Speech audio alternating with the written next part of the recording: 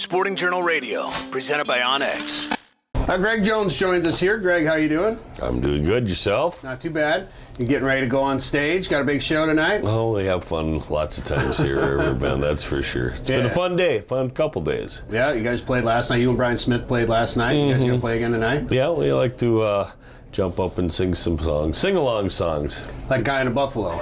Yeah, Guy in the Buffalo. Yeah, well, you brought that. You two and your brother brought that into my world. That was last April. But, yeah, it's part of music. It leads you from one place to another, and it introduces you to a lot of people, so it's fun. It's amazing how songs like that can come along. So obviously you've gotten to know Paul and Brandy pretty well.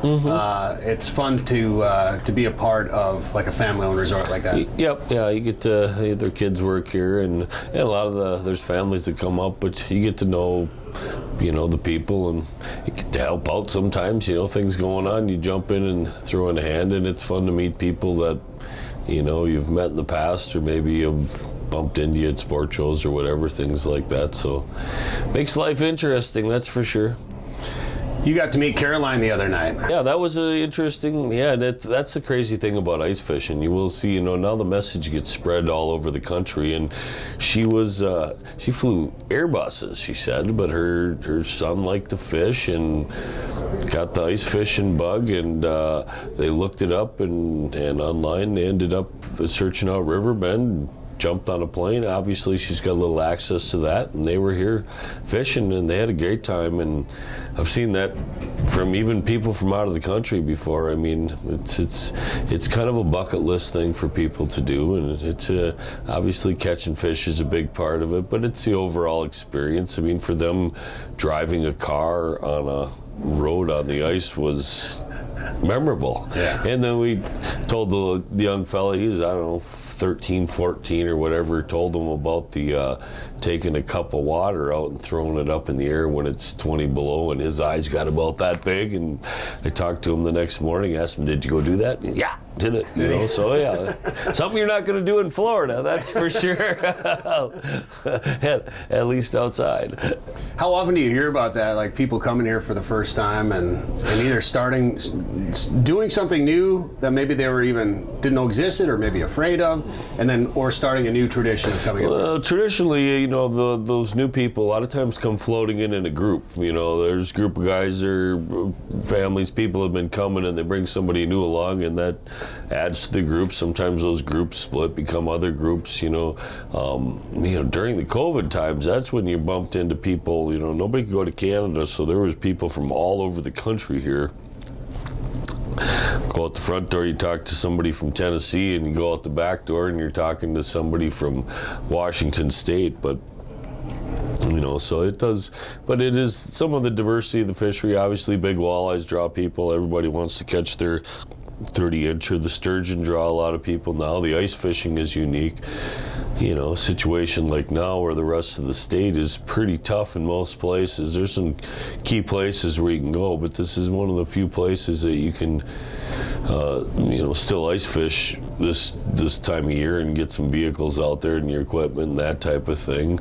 Traditionally, that's the place you can ice fish well into March. It's probably not going to last that long this year, but a normal year, March 15th, March 20th, the rest of the state's closed for walleye fishing. You can still come up here and fish them. And, the thing about the ice being short this year, so if it ends on March 10th or 15th, we're going to turn around and be in a boat fishing. You got your event coming up in April here. So the sturgeon is really started, especially for the river resorts, is a unique thing. People like to catch dinosaurs. So you ever catch them too? Well, you caught a big one through the ice last year. Yeah, that was up with Nicole Stone. She was out there for that. Thank goodness for Alex, the guide, being there, because I don't think we would have got it through. I was surprised. It was like on 4-pound test. Yeah, it's much funner to catch them when you got like your catfish gear along. But it was, but there is a lot of them here, and they are fun fish to catch. They'll wear you out. And like the bottom feed, but jigging a shiner or something like that, you can catch one in a lot of different ways. There's times when you can really target them, when you can go out and catch them. If you're ice fishing out on the lake, it's random luck probably catching that fish, and you're really lucky to get it through the hole. Right. We got to spend some time in the house with you yesterday, and fishing is a little tough when it's this cold, but we still caught plenty of fish. Yeah, and that's and it's fun seeing the different techniques, and that was, I'd started not intentionally hoping to catch a big fish, but I started ripping a lot of rattle, loud stuff, trying to draw fish around and that type of thing, and I did that in other houses today too. It seems to make things happen every once in a while. A lot of times you're not the guy to catch the fish that day, but a lot of times when we're shooting too, there's somebody that's got the assignment of keeping that noisemaker going. There's days when that is, I've seen it where you drop it to the bottom and crank it up just like a crankbait, straight up and catch them. But there's always little nuances here. The general rules are if it's cloudy, make sure you got something that glows on.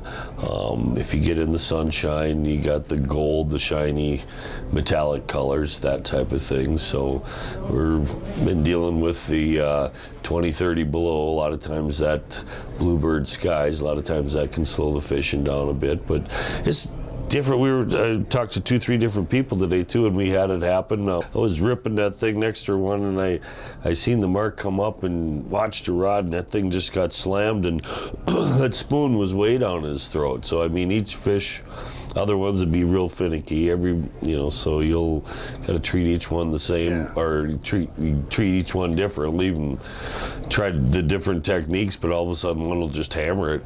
I think that's the key, is to try some different things, because we had fish that would chase but would never touch it, and then they'd spook as soon as you move it, or you'd have to hold it completely still, or sometimes they were super aggressive. And I was fishing a 2-inch rattle bait from Live Target, and I caught a sauger that was not much bigger than the 2-inch rattle bait. Yep. He had that thing swallowed, like you could see the rattle bait through his gills. Yep. Yeah, like it was pretty buried.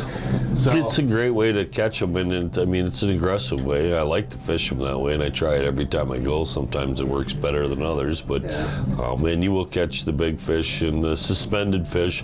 One little trick with that: if you see one up halfway up the water column and you're below them, when you get up to that mark, you want to go by them real slow and then start working in above them. You go flying by them, it'll scare them. Yeah. So. Well, Greg Jones, Midwest Outdoors, and Riverbend Troubadour. I know you got some singing to do, so get back up there on stage, and thanks for the time today. Thanks. Always fun hanging out with you guys. Hear more at sportingjournalradio.com or wherever you get podcasts.